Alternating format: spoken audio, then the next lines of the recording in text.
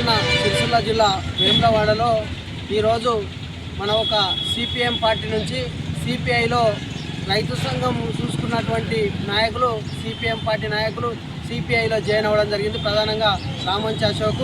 ఈ యొక్క ప్రాంతంలో మేము గతంలో కూడా చెప్పడం జరిగింది. ఈ యొక్క ప్రాంతంలో చెట్లు కోనోకార్బస్ చెట్లు కేసీఆర్ పుణ్యమని తీసుకొచ్చి ఇక్కడ ఈ ప్రాంతంలో సిరిసిల్ల జిల్లా వ్యాప్తంగా పెట్టడం జరిగింది. అవి ద్వారా ఇలా పక్క రాష్ట్రం లాంటి ఆంధ్రప్రదేశ్ రాష్ట్రం కూడా పూర్తిగా చెట్లను తొలగించడం జరిగింది.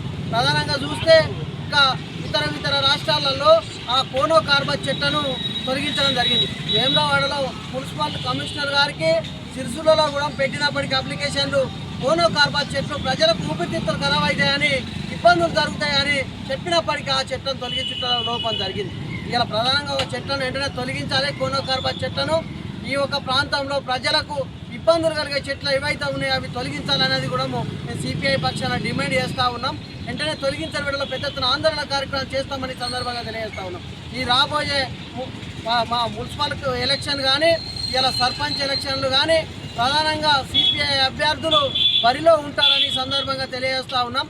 ఈ ఒక ప్రాంతంలో ఒకప్పుడు ఈ సిహెచ్ రాజేశ్వరరావు సిపిఐ ఎమ్మెల్యేగా ఎన్నో అభివృద్ధి కార్యక్రమాలు చేసి పేదలకు జాగాలు పంచిన ఘనచరిత్ర భారత కమ్యూనిస్టు పార్టీకి ఉన్నది. ప్రధానంగా మేము ఒక్కటే కోరుతా ఉన్నాం, ఈ ప్రాంత ప్రజలకు వేములవాడ నియోజకవర్గ ప్రజలకు కూడా ఇలా భారత కమ్యూనిస్టు పార్టీ ఇలా ఆ ఒక పార్టీ కూడా ప్రజల కోసం పనిచేయడానికి ఉన్నది. కాబట్టి ప్రజలు కూడా ఆలోచన చేసి మన ఒక సభ్యత్వాలు కట్టుకొని ఈ యొక్క పార్టీ అభ్యర్థులను కూడా గెలిపించుకోవాల్సిన అవసరం కూడా ఉన్నదని సందర్భంగా తెలియజేస్తా ఉన్నాం.